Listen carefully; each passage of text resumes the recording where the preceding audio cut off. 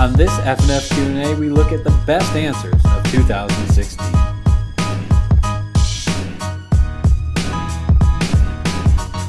Number 5. The stylist says, I want to be behind the chair full time, but feel like I need a second job while I build a clientele.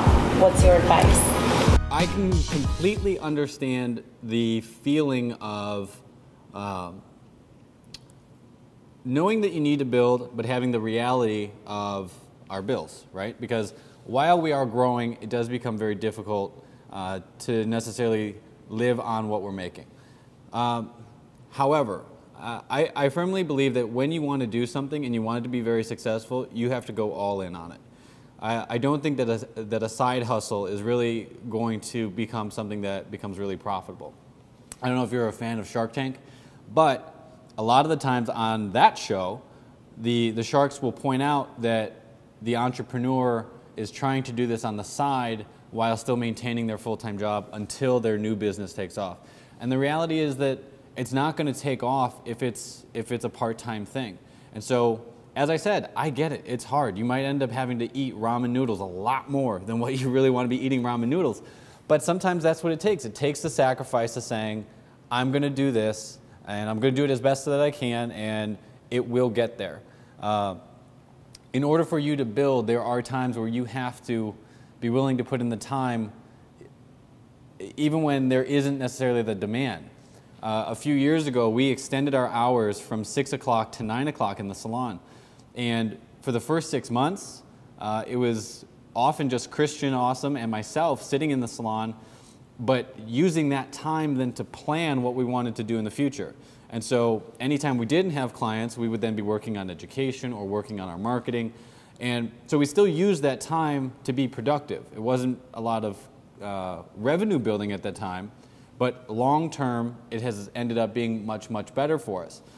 So my advice is go all in on the one that you want to make the priority. If hair is what you want to do, sink your teeth into it, do it 40 hours, 50 hours, 60 hours a week while you're getting started. And so then later on, you may not have to work as many hours. That said, if you really feel like you do need a second job, find something that does not conflict with the salon schedule. You know, maybe it's bartending at night, maybe it's doing overnights in retail, maybe it is a weekend thing on a Sunday or Monday that it doesn't conflict with the salon. And maybe it could be a social type of job where you get to meet a lot of new people and get to network somewhere in there. But go all in on the one that you think is going to be the best option for you in the long term. Number 4. This owner says, I haven't gotten into social media and I see so many people doing amazing work that feel like I'm late. Is it worth starting at this point? I mean, I'm going to definitely say yes, but I'm going to let you take over and you give the advice first, and then I'll fill in afterwards. So. I say without a doubt, absolutely. I say, like, your kids will be mad in 20 years that you were in the beginning of the first 5 years of social media and you didn't take advantage of the tools you had in front of you that were free. Yeah. Instagram doesn't cost you anything. You have an awesome phone in your pocket that can hold up to almost 30,000 pictures. Like, I'm like, photograph stuff. Like, use it. You're not late. Late's gonna be in 15 years when you're like, oh, why didn't I do it? Why didn't I take advantage? It's not too late. And I would add to that followers aren't exclusive. You know, so it's not like, well, I'm only gonna follow one haircutter. I can only follow Sugar Skulls. I'm not gonna follow Christian Awesome. No, like, people follow hundreds, sometimes even like thousands of people on very similar topics. So just because somebody else has built the following, that doesn't mean that you can't. It actually probably means that you can, because there's people interested in what you're doing.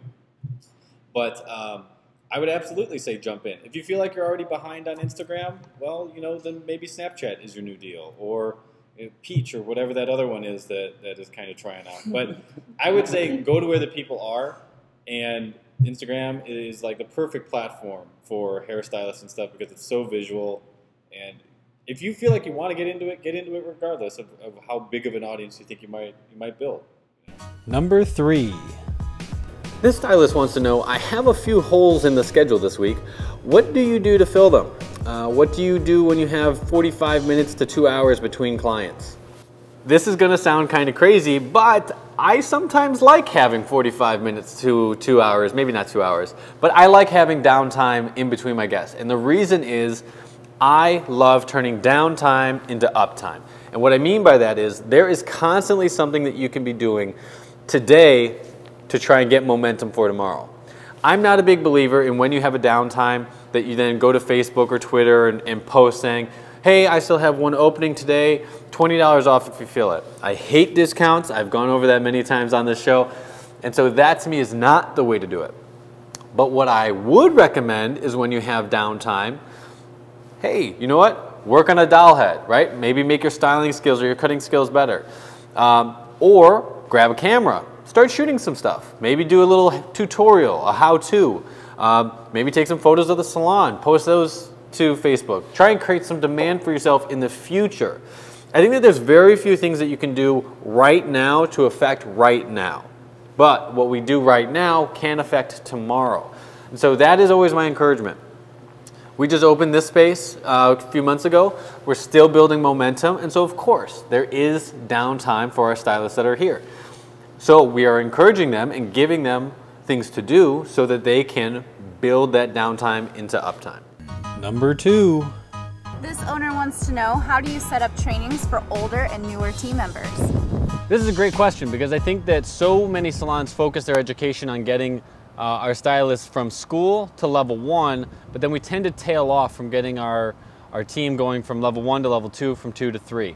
And so what we do is, first off, we plan out the entire year's worth of education at the beginning of the year. At least 6 months, but we tend to do a year, so that way everybody understands this is what the schedule is going to be.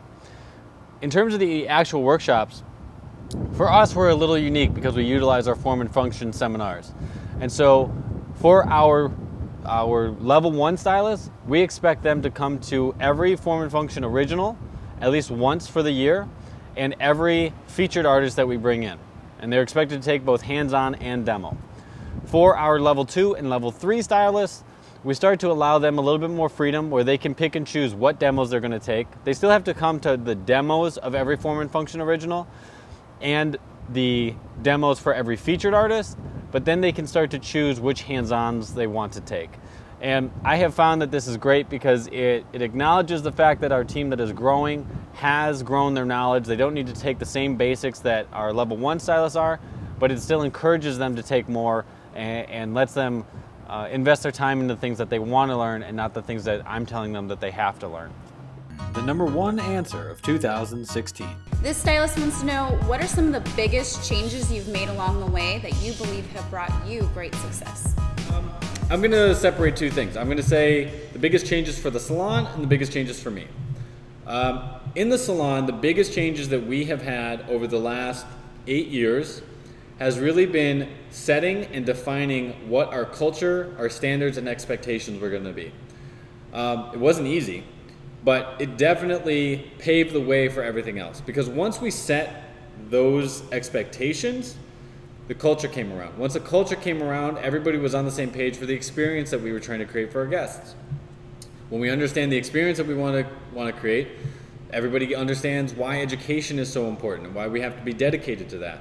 And then we understand what the brand message is going to be and why numbers are necessary in order to track our success.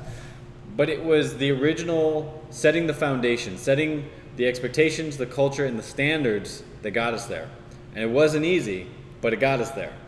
On the personal side of things, I would say being an only child, being very type A, very hard-headed at times, that the biggest change that I have made is incorporating other people's input and other people's ideas. You know, I'm very much that when I get an idea, I think it's the best idea in the world, right? I thought of it.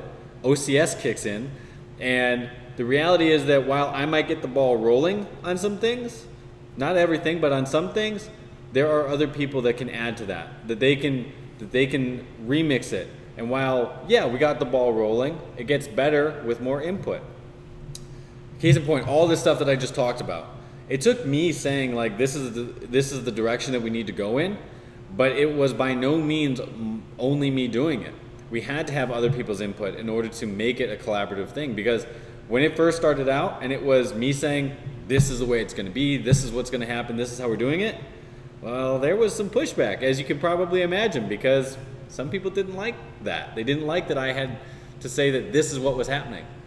But it at least got the ball rolling. And so those two things, business and personal, I would say have been the biggest changes with the best or the biggest outcome for me.